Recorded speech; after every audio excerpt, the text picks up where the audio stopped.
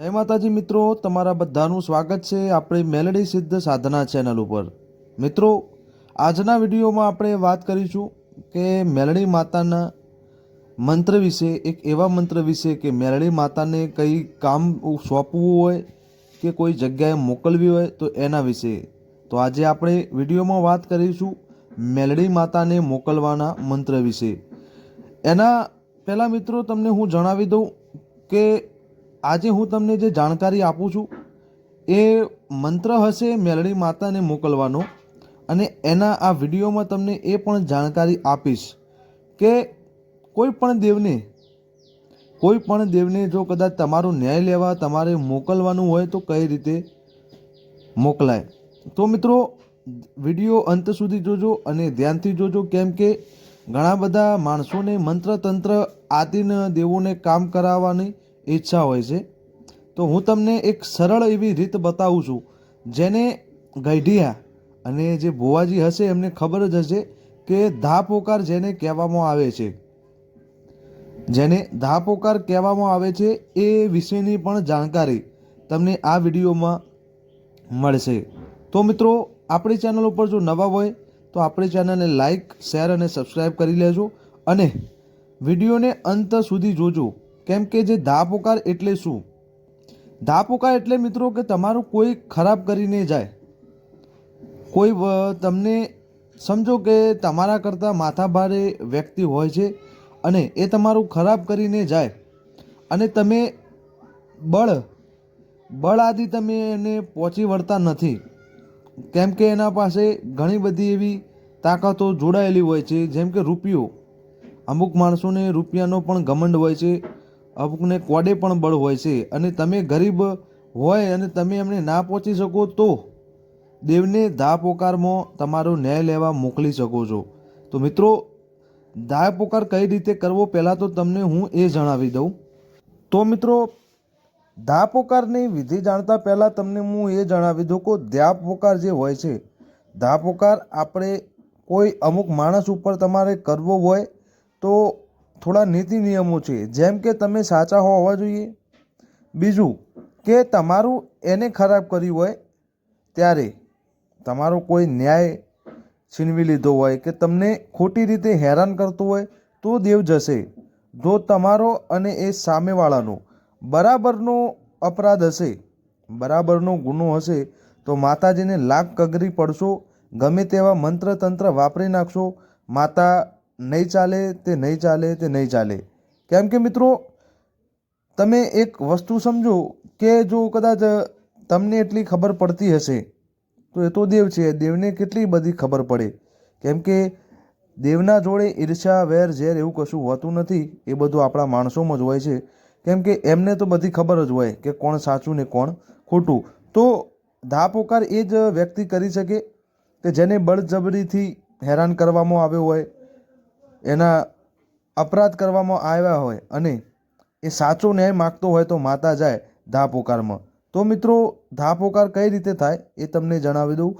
તમારે કોઈ પણ દેવનો જો ધાપોકાર કરવો હોય તો તમારે સૌપ્રથમ માતાજીના મઢે કે મંદિરે જવાનું રહેશે।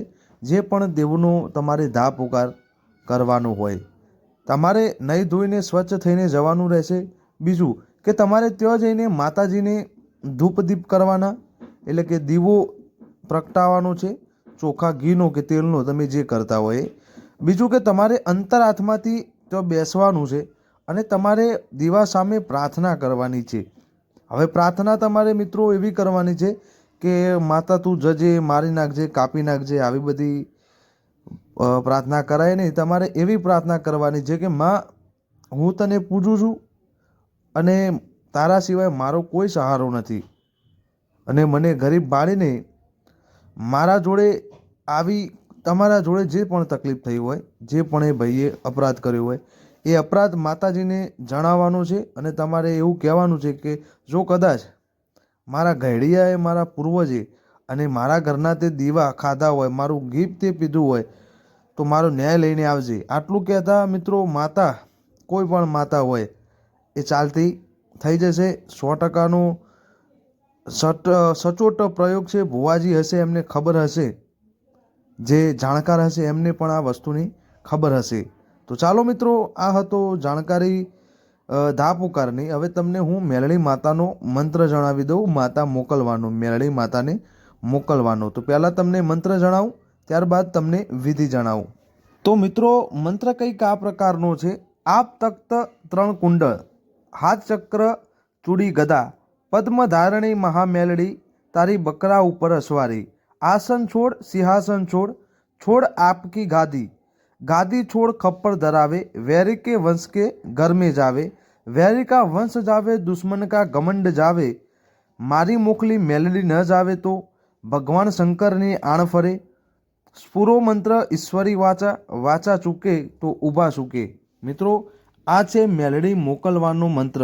બીજો પણ મંત્ર છે, પણ જો આ વિડીયોમાં સપોર્ટ મળશે તો તમને હું બીજો પણ મંત્ર જણાવીશ. તો ચાલો મિત્રો, વિડીયોમાં મેં તમને મંત્ર જણાવી દીધો.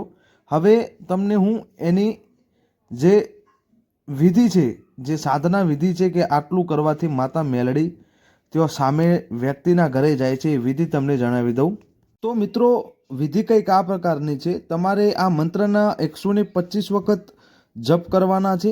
1.25 શેર ગુગળનું ધૂપ, 1.25 શેર લોબાન, 60 ગ્રામ તેલ, 5 લાલ ટપકાનો સફેદ ચંદરવો, 1 નંગ શ્રીફળ, 5.25 શેરનો ખીચડો, લીંબુ કે અડદના દાણા મંત્રીને મોકલી શકાય છે. આ વિધિ કાળી ચૌદસે કરવાથી વધારે ફળદાયી બને છે. તે સિવાય રવિવારે કે મંગળવારે આ વસ્તુ કરી શકાય છે. કાળના ચોગડિયામાં આ વિધિ કરવી. મિત્રો, આ હતી વિધિ. તમારે શું કરવાનું છે? રવિવાર કે મંગળવાર જોઈને આના 125 વખત જપ કરીને, જે ઉપર બતાવ્યું, તમને આગળ બતાવ્યું એટલો સામાન લઈને કોઈ પણ કાળના ચોઘડિયામાં આ વિધિ કરવાથી માતા મેલડી તેઓ તમારા દુશ્મનના, વેરી દુશ્મનના ઘરે પહોંચી જશે અને તમારો ન્યાય લઈને આવશે.